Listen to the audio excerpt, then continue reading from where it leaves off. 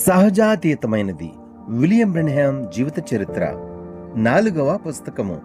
సువార్తికుడు మరియు అతడి ఘన స్వాగతము 1951 నుండి 1954 వరకు. రచయిత ఓవెన్ జార్జన్ సేన్. ఈ జీవిత చరిత్ర మీరు ఇదివరకు ఎన్నడైనా చదివిన పుస్తకము వంటిది కాదు. గాలిలో ఒక వెలుగు రూపొందినది.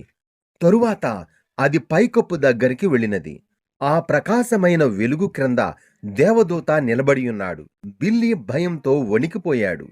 కాని అతడు భయంతో వణికిపోవుచున్నప్పటికీ దూత వచ్చినందుకు అతడు సంతోషించాడు. బహుశా ఇప్పుడు ఈ సంపూర్ణ ప్రతిష్టంభనం తొలగిపోవచ్చును. బిల్లీ అడిగాడు, ఈ మనుష్యులు ఎవరు? వారు ఏమి కోరుచున్నారు? దేవదూత తన చేతులు కట్టుకుని నిలబడ్డాడు.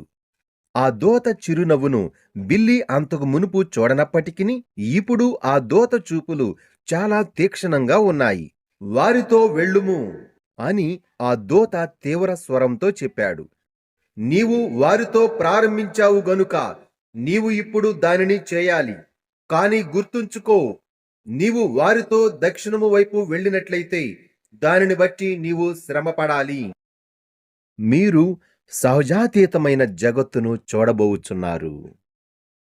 యేసు చెప్పెను, తండ్రియందు నేనును నాయందు తండ్రియు ఉన్నామని నమ్ముడి, లేదా ఈ క్రియల నిమిత్తమైనను నన్ను నమ్ముడి. నేను తండ్రి యొద్దకు వెళ్ళుచున్నాను గనుక నేను చేయు క్రియలు నాయందు విశ్వాసముంచువాడును చేయును. వాటికంటే మరి గొప్పవియు అతడు చేయునని మీతో నిశ్చయముగా చెప్పుచున్నాను. యోహాను సువార్త 14వ అధ్యాయము 11 నుండి 12 వచనములు.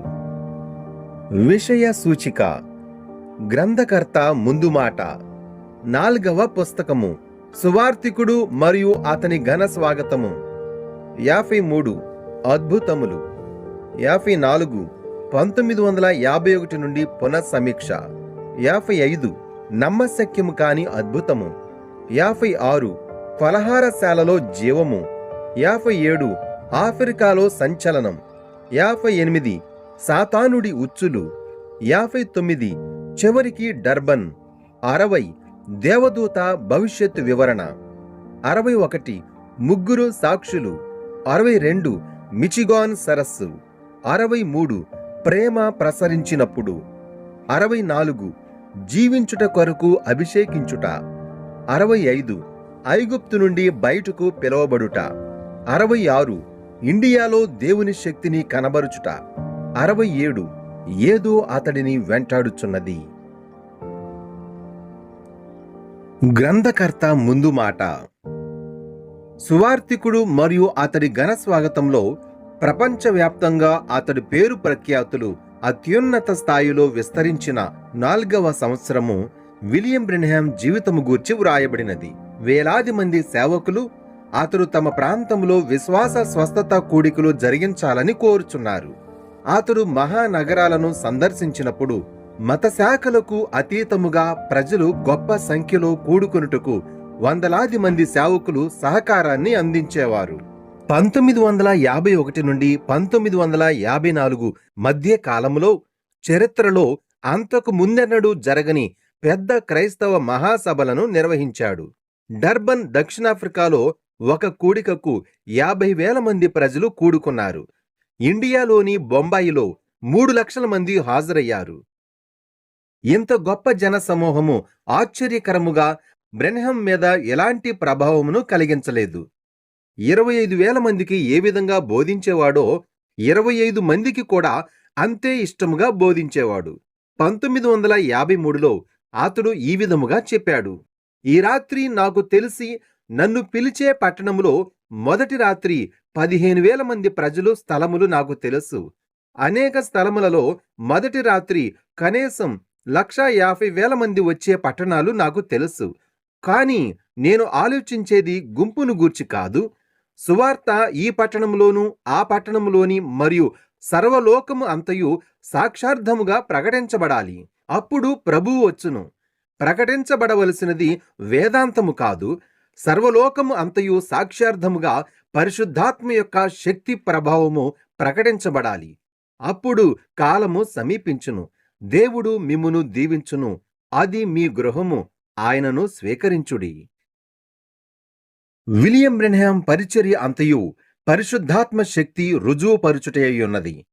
ఈ గ్రంథములో అనేక అద్భుతములు లిఖించబడినప్పటికీ అవి కేవలం ఆ 4 సంవత్సరములలో జరిగిన వేలాది సహజాతీతమైన అద్భుత కార్యములలో కేవలము కొన్నింటిని మాత్రమే సూచిస్తున్నాయి.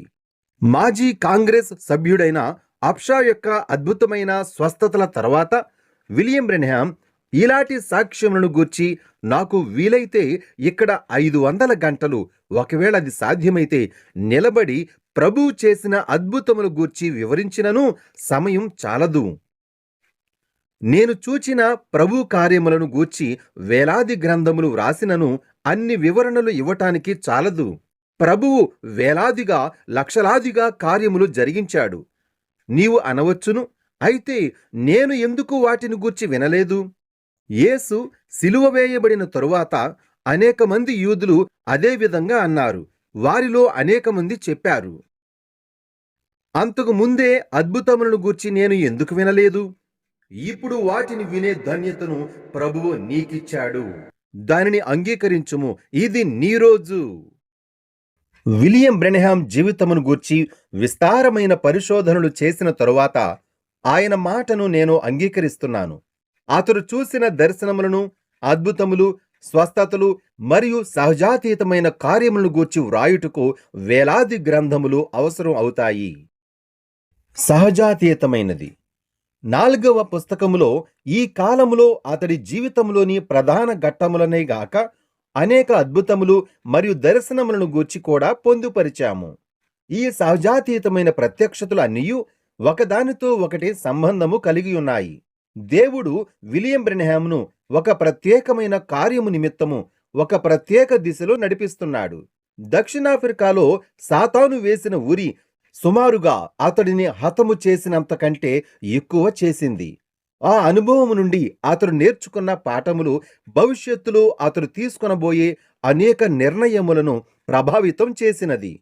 అదేవిధంగా ఇజ్రాయేలు యాత్రను అతడు ఆపివేసినప్పుడు బైబిల్ ప్రవచనపు వెలుగులో తన పరిచర్యను పునఃపరిశీలన చేసుకున్నట్టుకు దోహదపడినది.